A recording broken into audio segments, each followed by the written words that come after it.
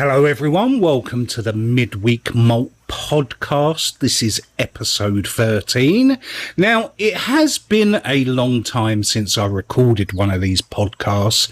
Some of you may know, some of you may not, that in real life I am an exotic animal teacher. And part of my job is I have to travel around the country. I go to schools, colleges, universities, etc. And I deliver lectures all about exotic animals, including tarantulas. And because of this, because of getting out in the public and, getting one-on-one with people face to face, a lot of my time has been consumed with this. So actually recording videos and recording podcasts has been few and far between. But I'm back now and I intend on trying to do at least one podcast every week. It may be every 2 weeks. I'm not sure on the schedule yet, but I'm going to aim for one a week. Now, you may have also seen on my community tab on my YouTube page, I did put up a question asking you guys, what topics would you like to cover in the podcast? And I did get a couple. The first one I got, which really got me thinking, was the question, are tarantulas really that addictive? And I sat and I thought to myself, you know what? I've been keeping these animals for a couple of years now, many, many years now, come to think about it. And also on top of that, struggling with addiction of various substances over the last 10 or 15 years, which, I still battle with today. Namely being alcohol, and I did have an addiction to painkillers at one point, like paracetamol and ibuprofen, but that's a different story altogether. It did get me thinking. Like many people you talk to in the hobby, they say tarantula keeping is addictive, and on the whole, it is an addictive hobby. And then it got me thinking, why is it so addictive? And that's what we're going to talk about in the first half of this podcast. So realistically thinking, there are many reasons why the tarantula keeping hobby is so addictive. Firstly, I think it stems from the fact that most people start their journey keeping tarantulas with the very slow growing species. So things like Phonopelma, Grammostola, Brachypelma.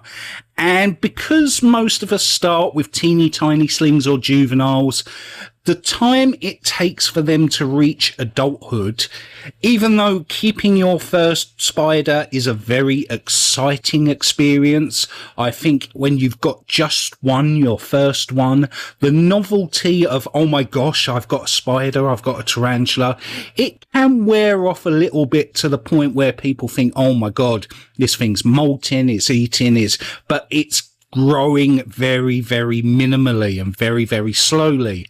And because of that, I think people tend to then think, well, if I get a more faster growing species or several more, or, just more tarantulas in general, that will occupy my time more in the hobby. And also it like feeding schedules that can play a part in it. Well, not the schedule, but the feeding regime of a tarantula. Like you go out, you buy your box of crickets, or you buy your cockroaches or your locusts or whatever feeders you're using. And in the box, you've got like 50, 60, say crickets, for example. You feed it one, or two, depending on the size, or three, you know what I mean.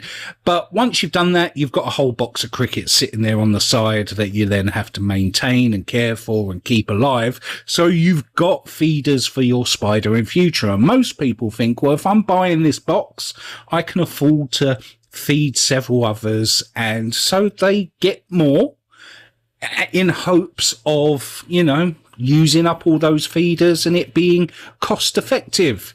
So that's one reason. I also think that another problem is where the hobby is such a social thing. You know, you've got your Facebook groups, you've got your Instagram, you've got, you know, YouTube, you've got TikTok, you've got many, many outlets to talk to people in the hobby. And I think a lot of people subconsciously do get influenced into thinking that large collections are the norm. And while that, you know, it gets passed about, doesn't it? Well, I've got 20 spiders, I've got 60 spiders, I've got 100 spiders. I think that many people who especially are new to the hobby, they think that is the rule, that once you start keeping, that you do have to keep increasing your collection over time. It's not normal to only have one or two, that, you know, in order to be really established in the hobby, you do need to amass a large collection of tarantulas. So even I'm guilty of it, like me and other YouTubers. Like most people, they go onto our channels, they look for care and husbandry information on whatever species they're looking to pick up. And what's the first thing that they're met with is usually, like even myself, stood in front of my tarantula collection, and they see all these enclosures standing there. It is an influence to say that if you want to, you know, be a true collector in the hobby, you must amass a large collection. And I do think that those subliminal subconscious messages that we do get on a daily basis do add to that addictive nature.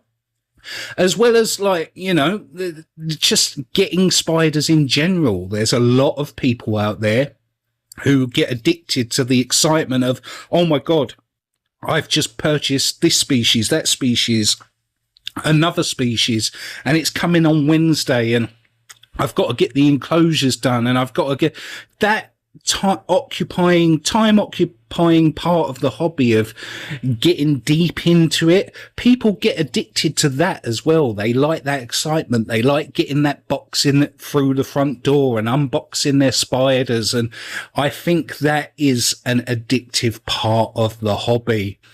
Now, personally, I have no problems with whether people keep one spider or they keep 100 spiders. Like, as long as you are able to give the adequate care and time each one of them needs. And I use time loosely because, as we all know, that tarantulas, they're not really that difficult to care for. But you know, things like maintenance, cleaning out boluses, you know, washing poop off enclosures and things like that, that is time consuming. And if you've got a very large collection, like me personally, it takes me 2 or 3 days to get through the whole thing. I have that many spiders in my collection that it consumes a lot of my time when I'm not working. And again, is another reason why I haven't been making podcasts or making videos or trying to juggle doing that, is because for me, the animals come first. Like, their maintenance and care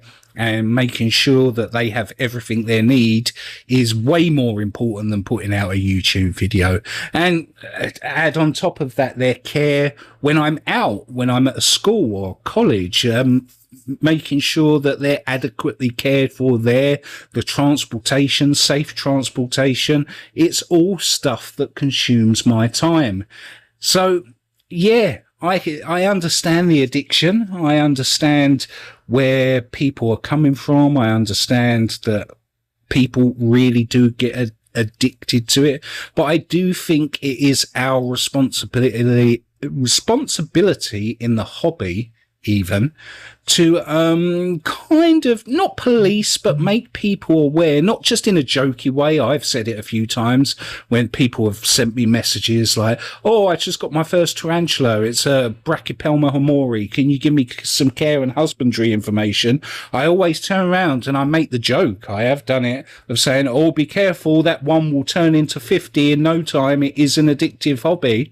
But I think that going forward, now it's like 2025, and I am all about trying to put out the most up-to-date and accurate information I can, is more steer them towards, don't get influenced by the rest of the hobby into doing something that you're not capable of doing. You may not be equipped to care for 20, 30, 40 spiders. You may not have the space. You may not have the time. You may not have, so just pace yourself is the message that I'm going to put out, because it is very, very easily to get wrapped up. And before you know it, you've got a large collection. I know people that have had to sell their collections off because they haven't got the room. They haven't got the time. I've even had to do it myself. Since going into doing the job that I've done, the amount of time I have for care it's been greatly reduced. I sold off last year, maybe the year before, half my collection. I kept the bare minimum, the species that I absolutely had to have, otherwise I would feel lost in myself. But the ones that I knew that would need more time and attention, especially like moisture dependent species and, things that are a bit tricky, I got rid of it. It was hard to do. But then once I'd done that, I did sit back and look, and I thought to myself, since you started in the hobby, all you have ever done is buy more, buy more, buy more, buy more, buy more, get more, without really taking into account that at some point this could become way too much for me to handle. So I myself understand, coming from starting in the hobby, how I've been influenced and in what ways I've been influenced, and how easily the bug of keeping these animals can set in very, very quickly. So it's up to us to kind of police ourselves and be responsible, because, the animal care comes first, and that's something I know all too well. I mean, I have to go through regular visits from my local council, from the government, from the RSPCA, and I have to go through checks that I am giving the adequate care and time that each animal needs in order to take them out and show them publicly. And I think to myself, if I was still in the mindset of just buy more, buy more, buy more, buy more, there's no way on this planet I could ever do the job I'm doing. So it does kind of pull it in perspective when you do see the rules and regulations that you have to follow, what they expect their minimum care to be, as well as the high standards that we all try to strive for in the hobby. So we do need to pace ourselves now when it comes to tarantula keeping, and be very, very responsible. Don't let outside influences get to you. Be very realistic and manage your own collections accordingly. If you can only have one, great. You do not have to go beyond that just to feel like you need to fit in. So that's the question answered. Is the tarantula keeping hobby addictive? Yes, it is, because there are so many species available now. They do all have bright, beautiful colours. I know with our instant instinct is to think, I've got to have it, I've got to have it, I've got to have it. But in reality, I do think we need to be more responsible and say, no, I can only keep 1, 2, or whatever your number is, and stick to that, because before you know it, you'll be in too deep, and then you'll have a large collection that you can't ever possibly dedicate the time you need to. So rather than go down the route of addiction, go through the route of being a responsible keeper and saying, no, I'm going to put the animals first before my own selfish needs. It's just something to think about, I think.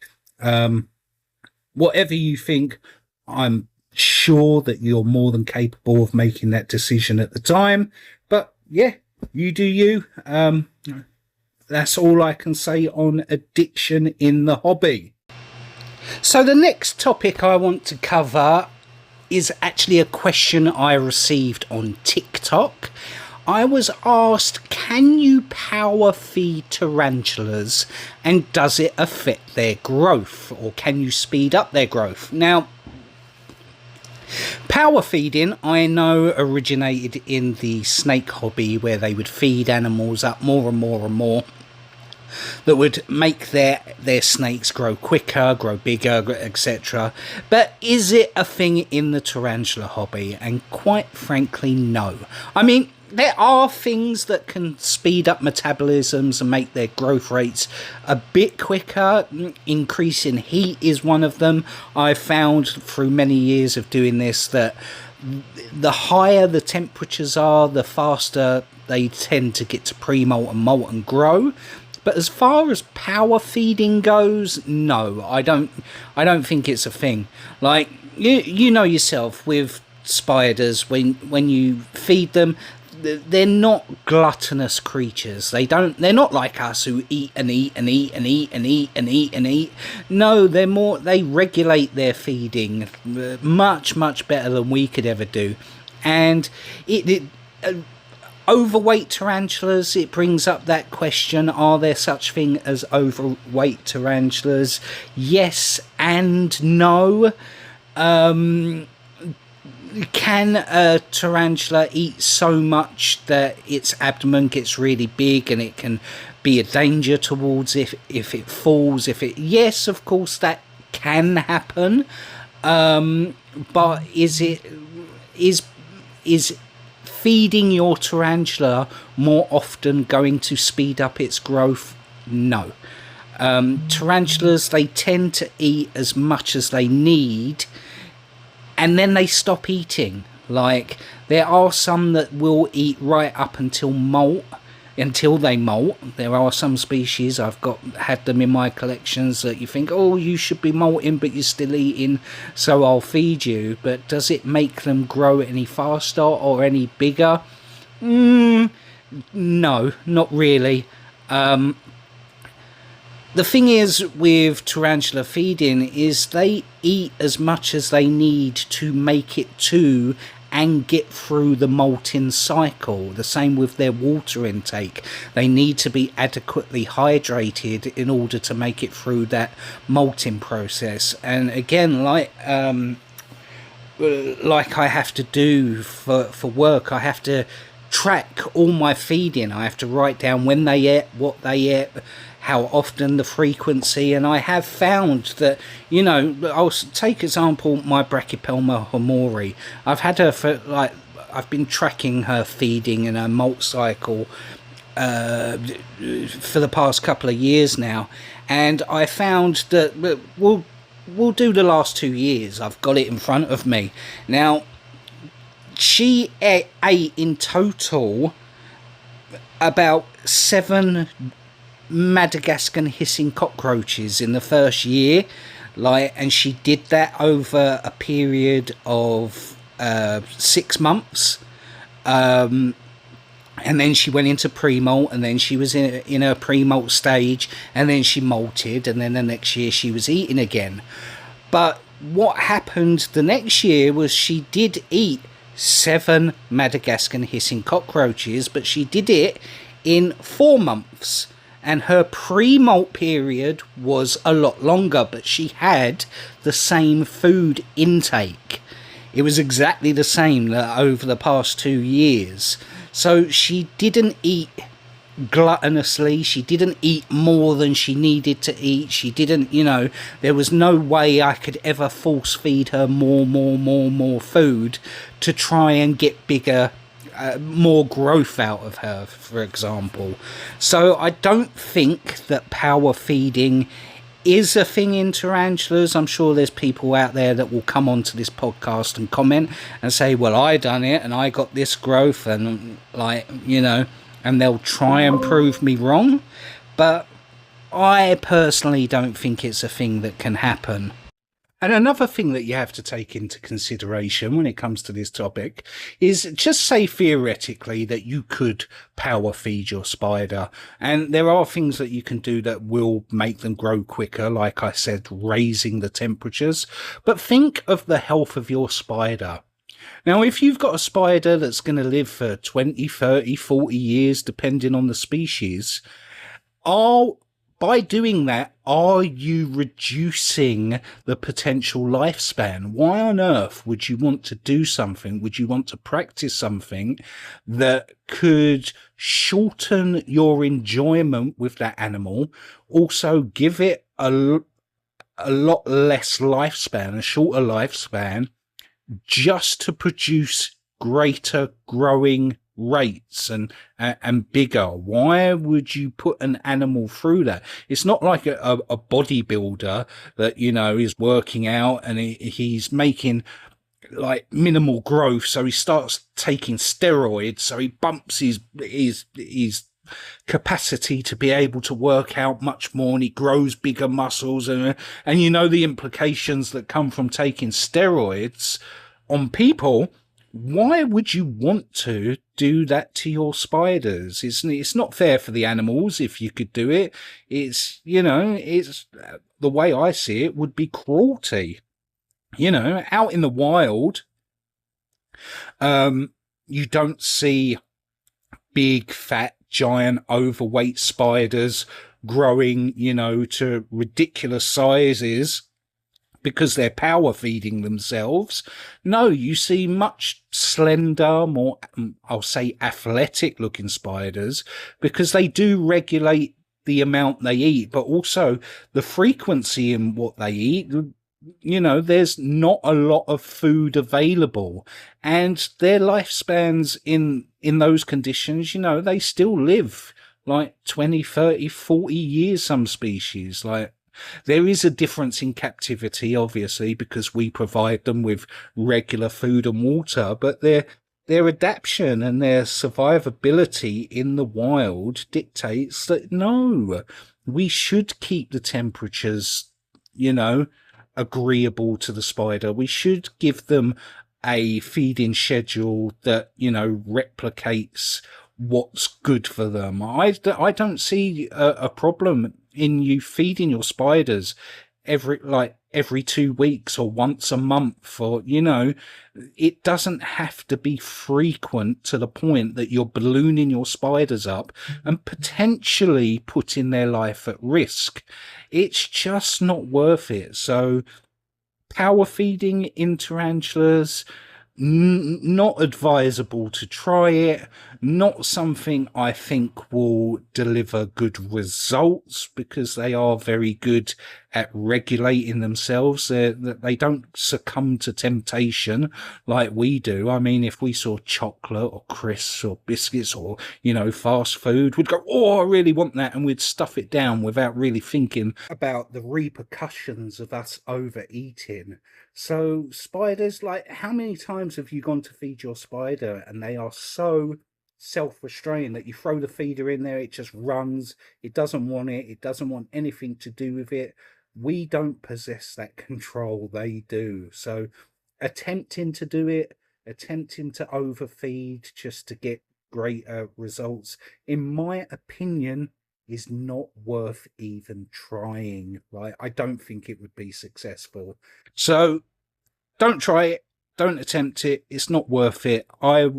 Like me, if you're listening to this podcast, your spiders are your world. They are your babies. You want them with you forever. So it's not worth risking their longevity and your future enjoyment with your spider just to try and make it bigger. It's just not worth it. It's not great. So that's the two topics that I've got covered today.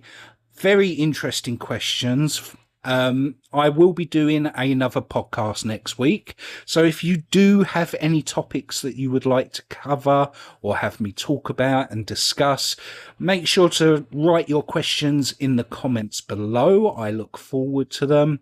As for my next video, I am putting together a documentary on true spiders, as well as one on Tarantulas marinus, the OBT, and Tlittocatl verdezi. They are all in the pipeline and being filmed, and I'm writing a lot of the scripts as we speak, so they will be coming out very shortly. So yeah, hopefully you enjoy them. And yeah, I'm going to leave it here. That's all I have to say today. Enjoy the rest of the day. If you're listening to this overseas, I hope you have a great day, great evening, depending on the time that it is there. And I hope to talk to you all in the next one. So take care. I've enjoyed it. I'll see you in the next one.